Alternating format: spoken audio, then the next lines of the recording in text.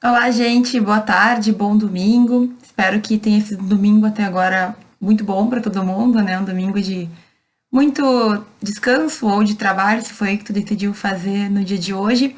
A gente vai fazer agora mais uma Professora Responde, que é a live de perguntas e respostas de todo domingo às 18 horas, certo? Então, todo sábado eu abro uma caixinha, tu deixa a tua pergunta e aí ao vivo hoje eu respondo. Hoje eu recebi algumas perguntas, então perguntas bem variadas também sobre vários temas. A gente está numa fase agora em que o Natal está chegando, é Ano Novo chegando, e aí algumas perguntas ficam um pouco mais reflexivas, outras nem tanto, mas são coisas interessantes. E uma coisa também que eu quero deixar bem claro é que não existe pergunta burra ou pergunta idiota. Eu já falei isso várias vezes. Então, se tu tá com alguma dúvida, talvez a tua dúvida seja a dúvida de outra pessoa. Manda a caixinha que sempre eu vou fazer o possível para responder. Manda pergunta na caixinha, certo? Inclusive, às vezes, uma pergunta que parece boba ou despretensiosa nos faz pensar em coisas que a gente não tinha pensado. E a tua dúvida pode ajudar outras pessoas. Primeira pergunta, então, é sobre hábitos de estudo. Como adquirir o hábito do estudo? E aqui, gente, a gente tem que pensar que todo hábito ele requer um pouco de esforço para existir. Então, o que é um hábito? Um hábito é algo que tu faz com frequência, que tu está acostumado a fazer.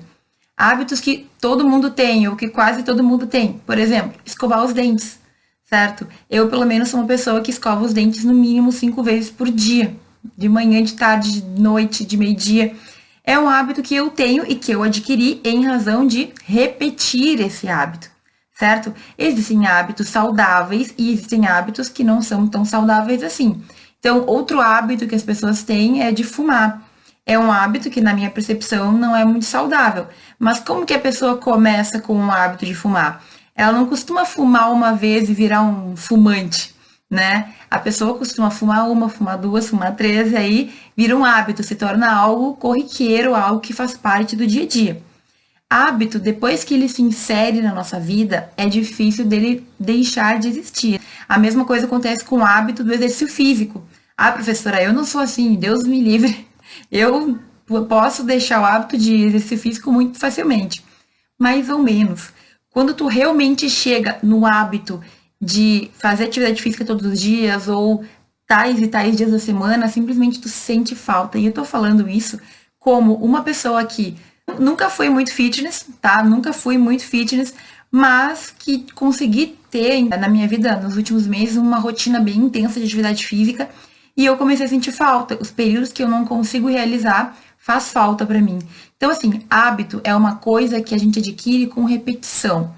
Muitas vezes no início vai ser mais difícil ter o hábito, mas com a frequência, com a intenção, com a persistência, a gente acaba se acostumando e até sentindo falta. Então, existem hábitos saudáveis e hábitos não tão saudáveis.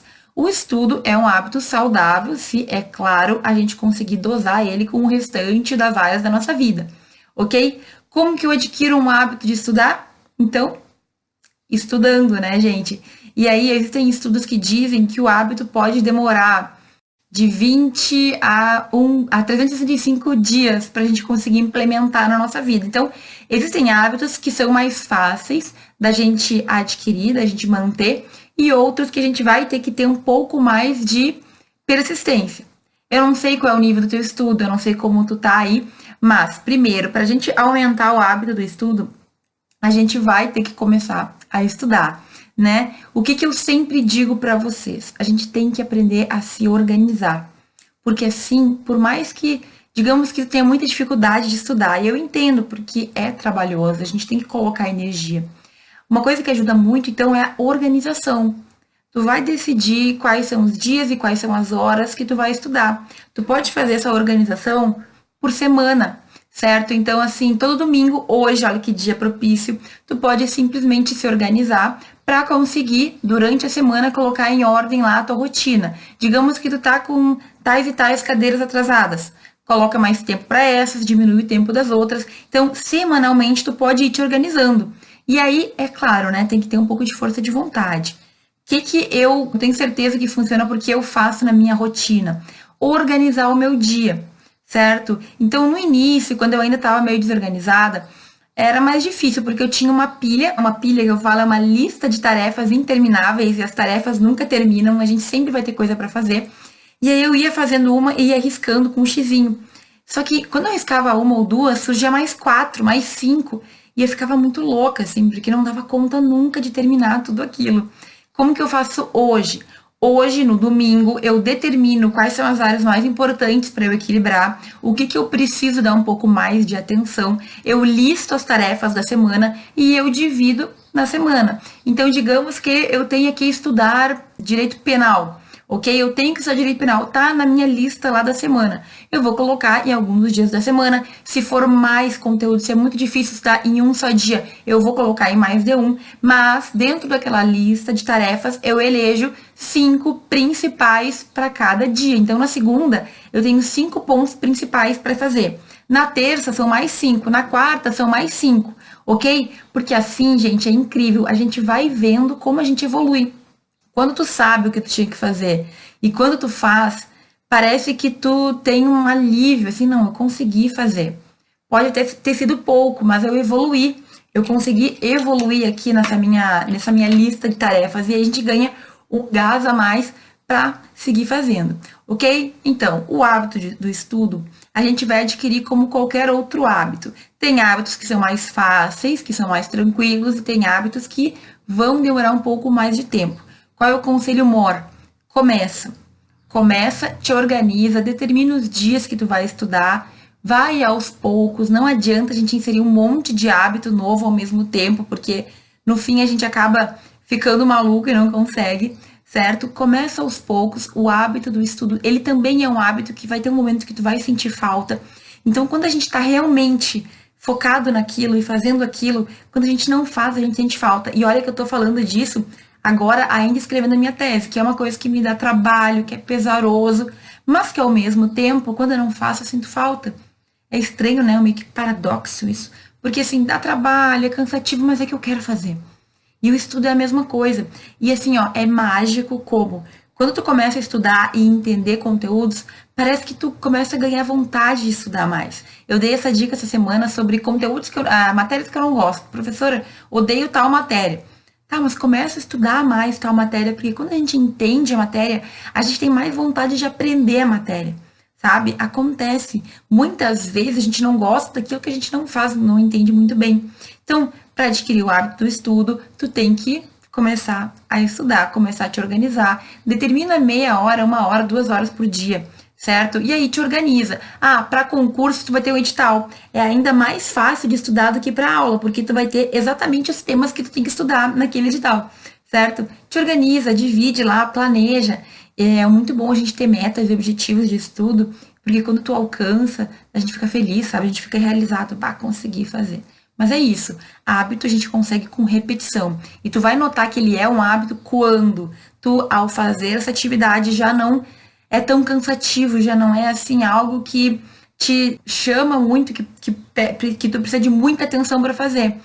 Tem um exemplo que o Jerônimo Temel fala que é a direção, por exemplo. Quando a gente aprende a dirigir, o primeiro dia lá, os primeiros meses, dirigir é uma coisa que nos deixa muito ansioso, assim, porque tu tem que prestar atenção em tudo.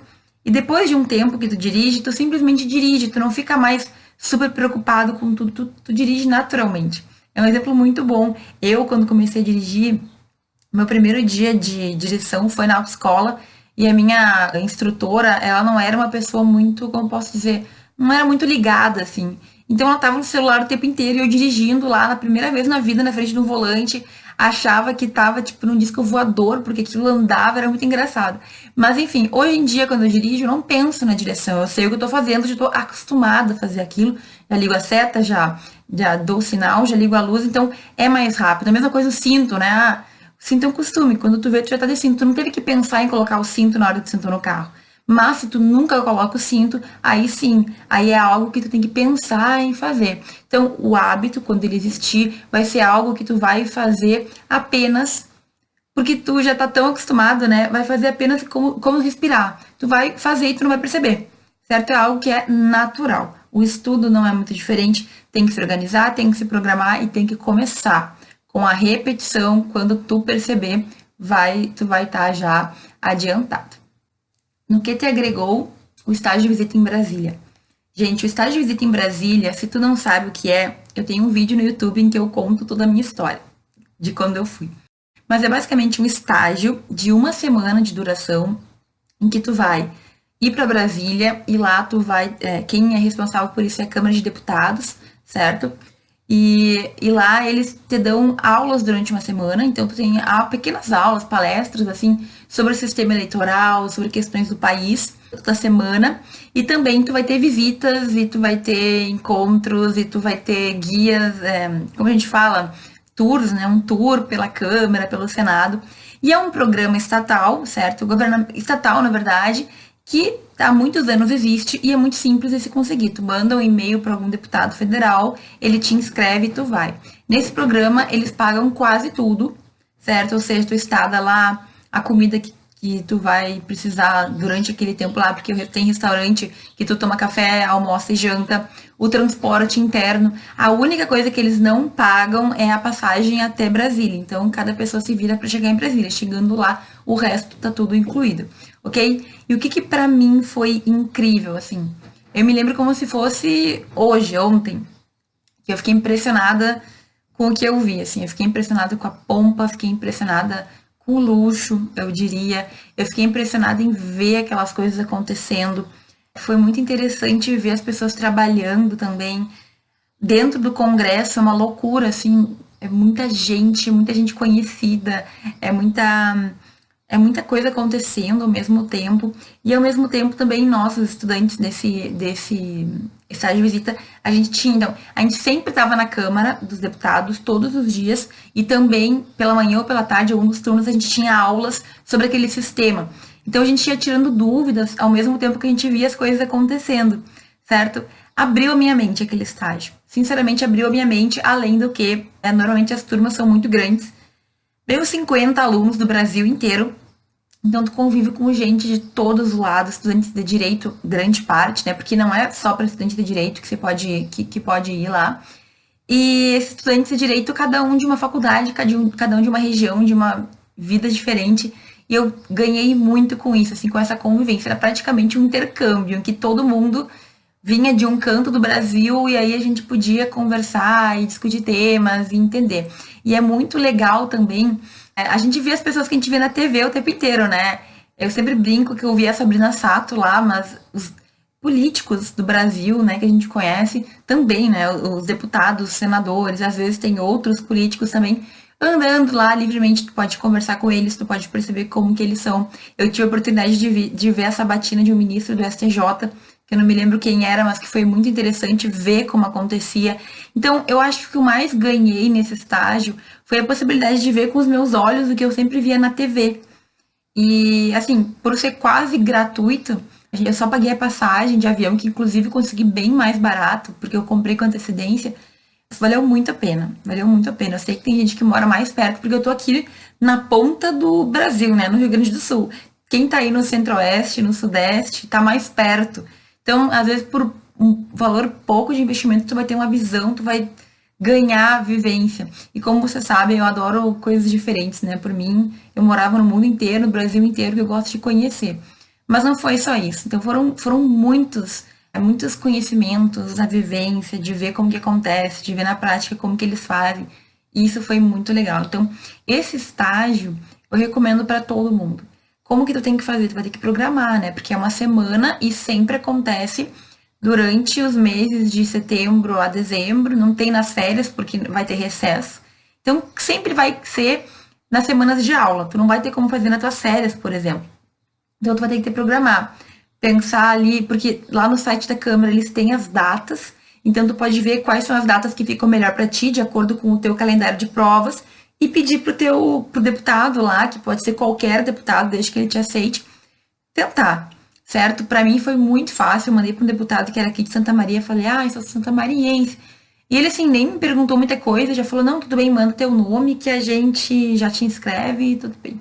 E foi realmente muito legal, foi um estágio que valeu muito. É só uma semana, não atrapalha a tua vida, não vai atrasar a tua faculdade, certo? É algo que simplesmente muda a nossa visão. E mesmo que tu seja de Brasília, certo? Ver como funciona lá dentro e ter esse estágio, esse programa, eles te levam no STJ, no STF, eles me levaram no Itamaraty. Tu tem acesso a coisas diferentes, porque é um programa todo que o governo faz. Então é diferente e é muito, muito, muito legal. Vale muito a pena, tá bom? Quais áreas trabalhar sem a carteira da OAB? Gente, isso é um tema que seguindo aparece, certo? Então tem duas possibilidades aqui. É o bacharel em Direito que quer trabalhar, ok? E aí a gente tem inúmeras possibilidades. E o bacharel em Direito que não tem carteira da OAB, quer trabalhar, mas quer que isso conte como atividade jurídica, ok? Então, tudo isso está em edital, a gente tem resoluções que determinam, cada cargo público vai ter o seu regramento para o que conta como experiência jurídica. E por que eu estou falando isso? Porque, assim, existem cargos de concurso, por exemplo, a magistratura, Ministério Público, delegado, quase todos os delegados, tem delegados estaduais que nem sempre tem concurso de delegado estadual, que nem sempre pede, procuradores federais, quase sempre existe o requisito de que tu tenha prática jurídica antes de assumir o cargo.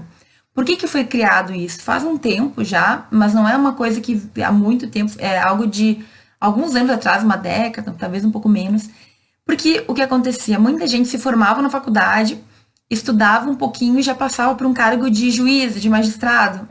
E o que começou a se discutir? Que a gente tinha muitos magistrados que nunca tinham nem visto o fórum por dentro, mas por saber a teoria tinham passado no concurso e aí não tinham experiência para lidar, e aí eram juízes que talvez fossem, de certa forma, incompletos em algumas questões práticas. O que você fez, então? Você determinou que quase todos os cargos públicos, a pessoa que passa tem que comprovar que ela teve atividade jurídica, certo? O que um bacharel pode fazer? O que normalmente atividade jurídica nesses editais, o que são atividade jurídica, né? Na maioria, e aí tem que olhar no edital específico, conta advogar, certo? Então, tu tem que peticionar, tu tem que assinar lá em pelo menos 5 processos ao ano, ok? Então, 5 num ano, 5 no outro ano, 5 no outro ano. Também conta, na maioria deles, a docência, certo? Também conta cargos públicos que são de baixa, que requerem conhecimento jurídico. Então, por exemplo, se tu passou para assessor de algum promotor, ou cargos públicos como assessor de juiz também, eles podem te dar uma declaração, ou então analista de tribunal, certo? Que a pessoa tem que ter formação em direito para passar, mas não precisa estar na OAB para passar. Então, esse tipo de trabalho, com certeza, tu consegue uma declaração, tu consegue uma certidão que te garante, não, ó, 3 anos trabalhando no tribunal aqui como analista, tanto tempo ficou no gabinete do juiz, trabalhando com o juiz, ou trabalhando com o promotor e tudo mais, certo? E às vezes algumas atividades, mas tudo tem que ser atividades que comprovadamente tu tem trabalhos jurídicos. E aí isso também varia de concurso para concurso. Ok, se eu quero ter prática jurídica, então, o mais fácil é advogar. Mas se eu não tenho OAB, eu posso buscar esses outros caminhos. Docência, concursos que não requerem OAB, cargos fundamentalmente de trabalho jurídico, e tudo isso aí vai depender do concurso também. Alguns concursos são extremamente rígidos e outros não são tanto. Aí me perguntaram, professor, e se tu é assessor jurídico, assistente jurídico, que não tem comprovação?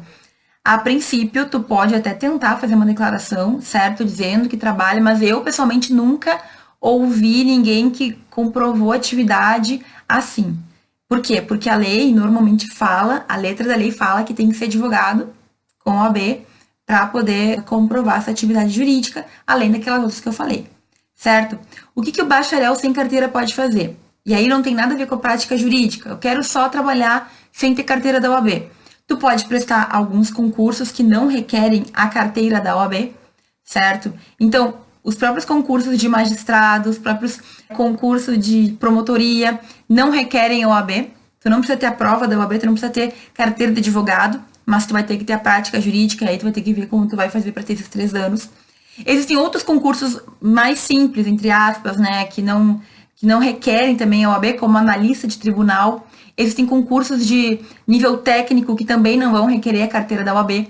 Tu pode trabalhar num escritório como assistente de um advogado, com certeza tu vai ter oportunidade de trabalhar bastante, aprender questões que na prática vão fazer diferença, certo? Então, ter a carteira da OAB, ela não é uma obrigatoriedade. Tu encontra sim alguns trabalhos, tu encontra algumas possibilidades sem ter a carteira da OAB. Concurseiro, é como eu falei, concurseiro, se tu quiser fazer concurso, tu não precisa ter a carteira da OAB em vários concursos. Como que eu sei, professora? Abre o edital, certo? Muitas pessoas não sabem que nos editais a gente tem todas as informações.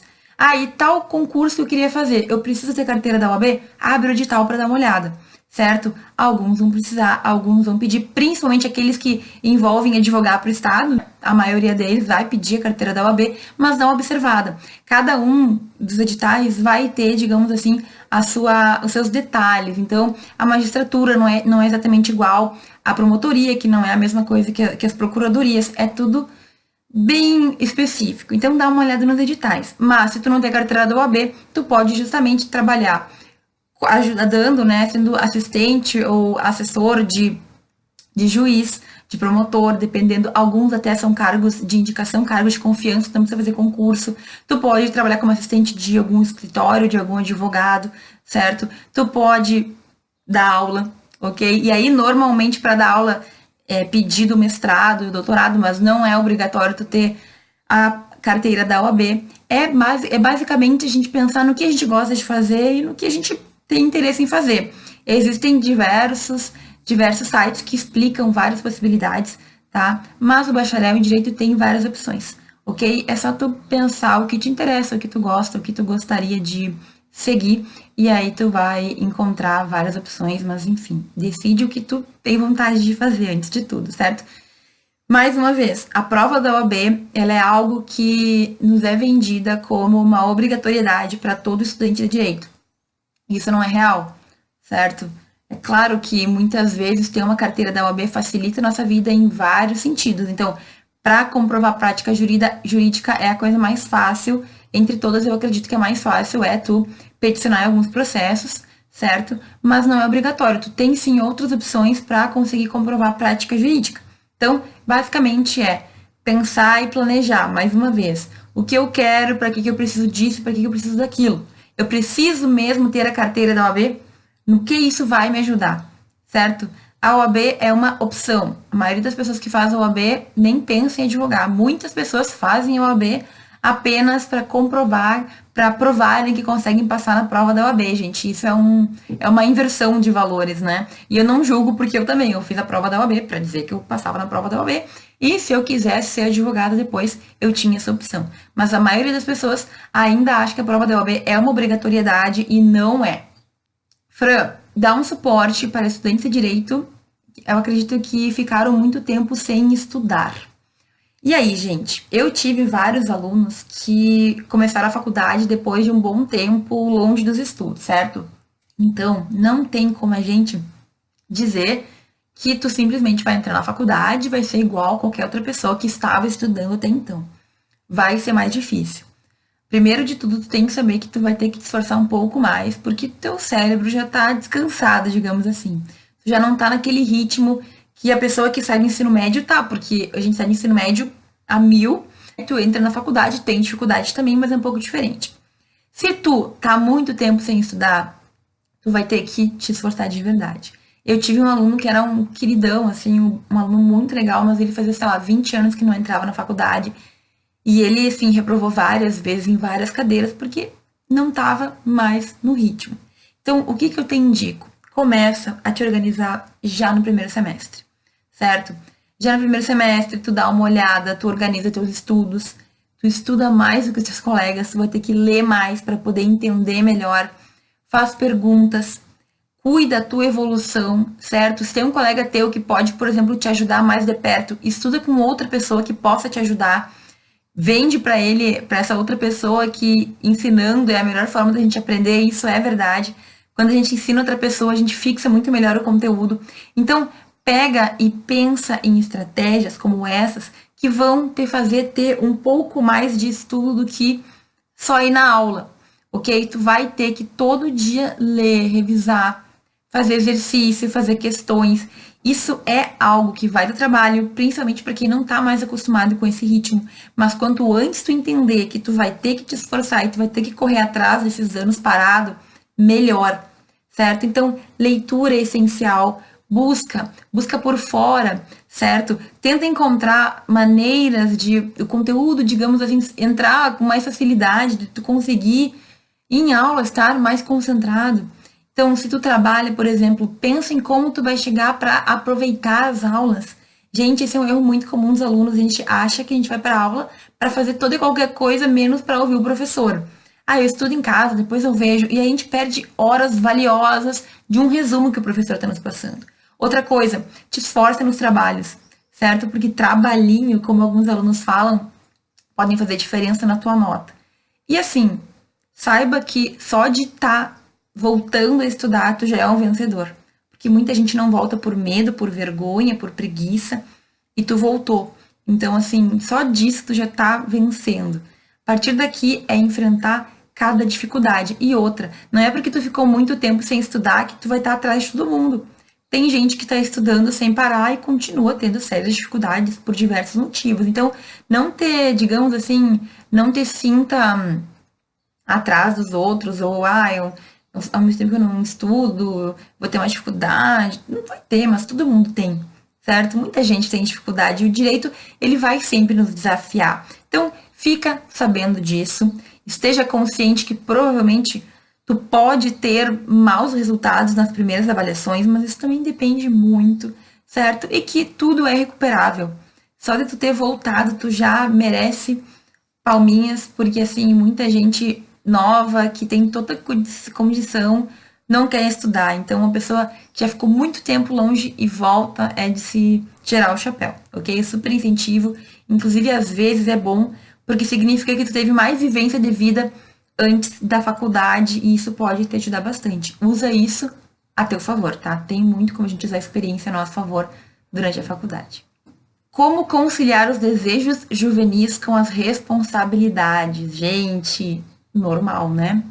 Olha só, cada um de nós vai ter o seu momento de evolução na vida. Então, eu, no meu primeiro semestre, eu sempre quis estudar e tudo mais, mas eu era uma adolescente. Eu também tinha vontade de não fazer nada, tinha vontade de ficar, sei lá, olhando TV, olhando filme, fazendo festa. E assim, a gente tem que saber, na verdade, equilibrar tudo isso. Vocês jamais vão me ouvir falar que a gente só pode estudar, estudar, estudar e esquecer do resto. Nunca. O que eu digo sempre? A gente tem que ter equilíbrio nas coisas. Então, se tu tem vontade de não fazer nada, de não estudar e tudo mais, tu pode fazer isso. Mas em momentos adequados. Então, assim, não te priva de sair, de fazer festa, de aproveitar a vida de uma forma responsável no fim de semana. Um que outro dia, professora, hoje não vou estudar porque eu tô cansada. Gente, assim, a gente não é robô, certo? Mas quanto mais tu conseguir te organizar, eu tenho uma aluna que agora já se formou, que ela era um exemplo para mim. Eu achava incrível, ela era muito estudiosa, ela sempre ia muito bem nas provas, ela estudava muito, ela sabia tudo, ela estava sempre em dia, mas ela estava sempre em festa, sempre na praia, sempre viajando. Então, assim, é possível. Tu não tem que resguardar, te proibir de tudo que tu quer fazer, mas tu tem que saber controlar isso também. Será que hoje é o momento de eu fazer isso? Será que isso vai ser tão bom a ponto de eu sacrificar alguma outra coisa? E vice-versa, certo? Nem só estudar e nem só fazer festa. E nem só viver dos teus desejos juvenis, ok? Saiba dosar. E assim, não ter culpa se tu ainda não conseguir dosar, porque isso também é a nossa evolução, é a nossa maneira de ir entendendo a vida. Com o tempo, a tendência é que tu entenda que alguns desejos não vale a pena a gente ceder, porque a gente acaba perdendo muito mais, certo? Então, tu tem que ir te organizando. Tu não está proibida de se divertir, de fazer o que tu quiser fazer com responsabilidade, mais uma vez, mas tu tem que começar a entender o porquê que tal dia tu vai ter que abrir mão do que tu quer para estudar. Por que no outro dia tu vai ter que deixar de fazer alguma coisa, deixar de sair com alguém, deixar de fazer qualquer coisa que tu queria muito fazer, porque tu tem uma prova, porque tu tem trabalho, porque tu quer adiantar alguma coisa. Mas aqui, mais uma vez, a resposta tá no equilíbrio.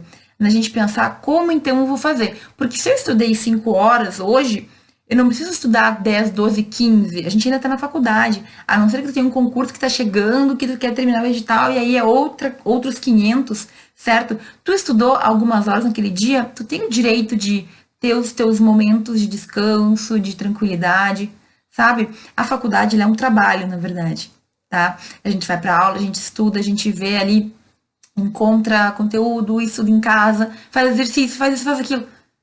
Depois de um certo tempo, a gente tem que pausar e ter a nossa vida de atividade física, de ficar com a família, com os amigos, com o namorado, com a namorada, com quem a gente quiser ficar, de poder ir à TV ou Netflix ou com o que tu quiser ver, certo? Mais uma vez, então, é o equilíbrio que vai ditar. E assim, também tu tem que ter bom senso, né? Quais são os desejos juvenis que tu tem e em que quantidade que eles vêm? Sair para jantar, sair para festa, um que outro dia, ou só no final de semana. Como que tu tá na tua faculdade? É isso que tu tem que pensar. Como que eu estou? Eu estou equilibrada? Estou conseguindo estudar? Normalmente, se tu estuda durante a semana, o final de semana ele fica mais para revisão, para coisas que faltaram, certo? Então, não adianta. É o equilíbrio que nos traz tranquilidade, é o equilíbrio que faz com que, inclusive, a gente não se sinta presa na faculdade, no trabalho. Não adianta. Nem tanto 8, nem tanto 80. Vamos encontrar aí um meio termo.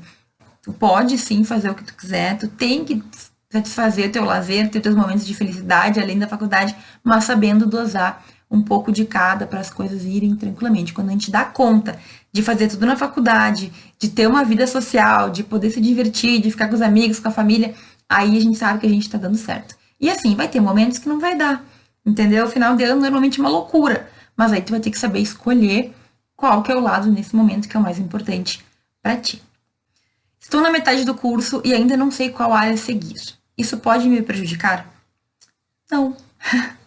Quer dizer, tudo no direito depende, né? Então, assim, tu tá indo na tua faculdade, tu tá buscando entender os conteúdos, tu tá buscando fazer estágio, tu tá buscando o teu caminho, tu já buscou pesquisa, tu já buscou extensão, tudo isso vai depender muito do que tu tá fazendo. Se tu não sabe o que tu quer fazer, mas também não faz nada para descobrir, aí talvez isso possa te prejudicar, ok? Agora, se tu tá fazendo estágio num lugar, já fez em outro, não tem certeza se gostou, tá fazendo pesquisa, tá aproveitando as oportunidades para melhorar e para evoluir, para crescer, não tem problema nenhum. Olha só, muitos alunos chegam na faculdade já sabendo que querem uma coisa ou outra. Eu quero ser juiz, eu quero ser promotor, eu quero não sei o quê. Não tem problema. Só que eu vejo também que muitos chegam sem ter ideia do que querem. E não tem problema, gente. A faculdade é o período para a gente ver tudo que a gente pode fazer e escolher depois com mais segurança. Eu fiz estágio em diversos lugares. E uns eu gostei mais, outros eu gostei menos. Eu saí da faculdade sem ter certeza assim, do que eu queria mesmo. Mas como eu tinha feito em vários lugares estágio, pesquisa, eu decidi seguir o caminho do mestrado, certo? Veja, tem gente que chega na faculdade já sabendo o que quer e muda. Ontem mesmo um aluno me mandou uma mensagem aqui dizendo que queria ser juiz, mas que aí viu uma palestra de um promotor, de um defensor público, se apaixonou e agora acho que vai mudar. Faz parte. A faculdade serve para isso. Então, não te pressiona se tu não sabe exatamente qual a carreira que tu quer seguir. Segue evoluindo, segue crescendo, aproveita as oportunidades, vive o que tu puder, faz intercâmbio, faz estágio de visita, faz pesquisa, faz línguas, faz tudo o que tu puder, que vai chegar um momento que tu vai te encontrar e tu vai descobrir qual é o teu caminho e tu vai estar preparado para aproveitar essas oportunidades. É o que eu sempre falo. A gente tem que estar se preparando. Quando chegar a oportunidade, a gente tem que estar pronto para ela, certo? Então, é isso. Não ter puxa demais porque tu não sabe, porque tu quer decidir, porque, ai meu Deus, tô perdido. Calma. Ainda tem meio curso para tu ver muita coisa, vai ter muita matéria, vai ter muita coisa nova. Então não te estressa tanto, certo? Deixa o tempo passar, vai conhecendo, vai pesquisando, vai estagiando, vai experimentando o que tu puder, que até o final tu vai encontrar alguma coisa que tu goste mais e por aí teu caminho começa. Aí a tua vida se abre de verdade, tá bom? O que você acha sobre relacionamentos no curso? No curso entre colegas ou tu ter relacionamento enquanto tu estuda? De qualquer forma, para mim é normal, certo? Eu tive namorado durante quase toda a minha faculdade, nunca tive problema nenhum com isso, certo? Agora tu tem que saber dosar também. Não é aquela pessoa que Tem pessoas que com sem namorado não para nunca, não consegue se concentrar na faculdade. O importante é tu conseguir mais uma vez ter o equilíbrio, certo? Então, sair para jantar com meu namorado, ou vou sair com meu namorado hoje, não vou estudar, mas como eu sabia disso, me preparei e estudei antes. Então a gente tem que ter o equilíbrio aqui, tá? Não sei se era esse o tom da pergunta, mas, gente, relacionamento é uma parte da nossa vida pessoal. E eu já falei várias vezes, a gente tem que saber equilibrar os pratos da nossa vida. Tanto a vida pessoal, como a vida profissional, como a vida da faculdade, como a família, como questões de saúde, como questões de exercício físico, alimentação, cuidado próprio. Então, muitas coisas a gente vai fazer ao mesmo tempo. E, ao meu ver, tu não tem que te privar de nada por causa da faculdade. A única coisa que tu tem que fazer é conseguir equilibrar esses pratos para que eles fiquem ali em equilíbrio, para que eles fiquem ali todos bem nutridos e que nenhum fique faltando. Então a faculdade é super importante, é uma das nossas prioridades, mas ela não é a única, ok? E aí cada um vai decidir o que acha que é melhor para si ou não. Então fica tranquilo. Dentro do curso também não tem problema nenhum. Se era essa o tom da pergunta, não sei qual foi, mas eu vejo que sabendo se organizar, sabendo fazer planejamento, relacionamento não tem nenhuma interferência na tua faculdade, no curso de Direito, tá bom? Alguém me perguntou, disse que sonha ser perita e precisa fazer a faculdade de Direito e me perguntou se antes de entrar na faculdade vale a pena começar a ler código e dicionário para quando entrar na faculdade ficar mais fácil. Olha, se tu tá com tempo e se tu gosta, se tu quer adiantar esse estudo, eu sempre digo que estudo nunca é perda de tempo, é sempre um investimento que a gente faz. Mas eu te digo, ler código puro, eu pelo menos nunca consegui entender. Eu sempre tinha que ler o código junto com uma doutrina ou uma sinopse para entender, ok? Então, eu acredito que tu pode estudar se tu quiser, compra uma sinopse, começa a ler sobre o assunto, mas nada substitui a faculdade, certo? É bem a teu critério. Professora, eu quero muito aprender, eu quero entrar nesse mundo. Compra uma sinopse, compra um livro, começa a estudar, tu não vai perder. E com certeza, se tu conseguir manter esse ritmo antes da faculdade, tu já vai chegar melhorzinha, né? Um pouco mais preparado para isso. No canal do YouTube tem várias dicas sobre para quem está entrando na faculdade, então talvez sirva para ti também.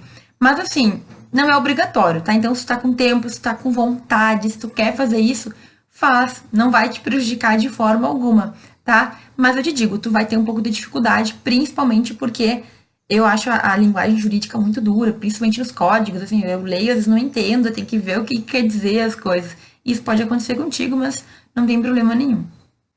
Prof, é exagero começar um cursinho preparatório para a OAB ainda no 7º semestre? Eu acho que não, certo? Qual que é a questão aqui? Vai ter muitas matérias que tu não teve na faculdade ainda. Então, eu talvez tenha mais dificuldade para aproveitar, mas eu comecei cursinho para a OAB no 8º semestre. E como eu digo, isso tudo a gente não joga fora. Se tu conseguir se preparar, assistir às aulas e levar isso com a tua faculdade, eu acho que tende a fortalecer o teu conhecimento, certo? E outra coisa que às vezes a gente se sente inseguro, um cursinho extra, um cursinho para OAB pode te ajudar sim, certo? Eu não acho que seja exagero. Agora, muito antes que isso, não também. 7º, 8º, acho que já dá para aprender bastante coisa. Muita matéria tu já teve, alguma coisa tu vai reforçar. E, inclusive, pode te ajudar a ter na faculdade, no semestre que tu tá fazendo. De repente, tu tá com dificuldade lá em direito tributário, o cursinho tem um professor que explica melhor. É uma opção, certo? Eu não acho que seja exagero. Só que tu tem que ver também, né? Tu vai estudar tudo agora para a prova daqui a 2 anos, sei lá, 7º, 8º, 1 ano e meio, 1 ano. Tu tem que conseguir manter, digamos assim, esse estudo para quando chegar a hora da prova tu tá quentinho ainda, né? Não ter esquecido ou, enfim, aproveita para aprender. Quando a gente não tá com a pressão da prova da OAB, as aulas podem ser muito boas. A gente pode aprender bastante, porque os professores, eles ensinam bem, em geral, um cursinho. Então, o problema quando a gente faz a prova da OAB já em cima do laço é que tu tá tão desesperado que tu não consegue aproveitar de todas as melhores formas, né? Eu, como tive muito tempo antes e era aula só no sábado, eu me lembro que eu aproveitei bastante, eu aprendi muita coisa naquele período de cursinho. Como desenvolver uma oratória jurídica de excelência? Gente, tudo isso eu tenho vídeos no canal do YouTube, tá? A oratória é basicamente a gente falar em público, falar, né, bem, conseguir se expressar. E a questão jurídica é quando a gente vai falar basicamente sobre os nossos temas, né, sobre questões de direito. Isso tudo a gente desenvolve, a gente fica melhor com a prática, certo? Então, começa na tua aula a levantar a mão e fazer pergunta pro professor. Quem quer fazer isso, né? Ninguém quer, mas é um tipo de oratória que tu já está exercitando a tua fala em público. Depois, com o tempo, tu pode ir para congressos apresentar trabalhos, tu pode fazer perguntas em palestras, tu pode exercitar até em casa, às vezes, no espelho, fingindo que tem gente. Quanto mais tu falar, quanto mais tu exercitar, melhor para ti. Outra coisa que ajuda quem tá no início é fazer um script do que tu vai falar, certo? Saiba tudo que tu tem que falar para não dar nenhum branco desesperador na hora. E se der, tu dá uma olhadinha no papel e vê o que faltou. Toma água enquanto tá falando, certo? Se esqueceu alguma coisa, mantenha calma, fala devagar, fala um tom assim que pareça que tu tá dominando o assunto. Não fala muito rápido, porque parece que tu tá desesperado, a não sei que tu esteja tempo para tua live acabar, certo? Então, fala tranquilo. Aconteça o que acontecer, finge naturalidade, certo? Finge que tá tudo certo, que nada deu errado, que tu sabe, que tu domina. Se alguém te perguntar alguma coisa, tu fica olhando com uma cara séria, assim, fingindo que tá, entendendo e pensando, né? Então, assim, muitas das aparências também. As pessoas não percebem quando tu tá nervoso, elas percebem que tu tá nervoso quando tu fala, ou quando tu age como uma pessoa nervosa. Se tu mantém a calma por fora, é muito mais tranquilo de manter a calma por dentro, ok? Então, começa a exercitar a tua fala, começa a falar mais em público, com o tempo tu já vai ficar tampinha super de boas, é uma coisa da tua vida que faz parte, é o hábito, né, como eu falei, é algo que já faz parte, tu não fica mais nervoso por falar em público, já é algo que tu tá acostumado. Certo, gente? Acredito que respondi todas as perguntas que estavam aqui, as que eu recebi também. Eu queria agradecer a todo mundo que esteve online aqui comigo nesse domingo, quase Natal, faltam 10 dias para o Natal. Hoje eu postei um vídeo bem interessante também no YouTube sobre o que pedir para o Natal. Se tu ainda não pediu, se tu não sabe o que pedir, tem umas boas dicas lá.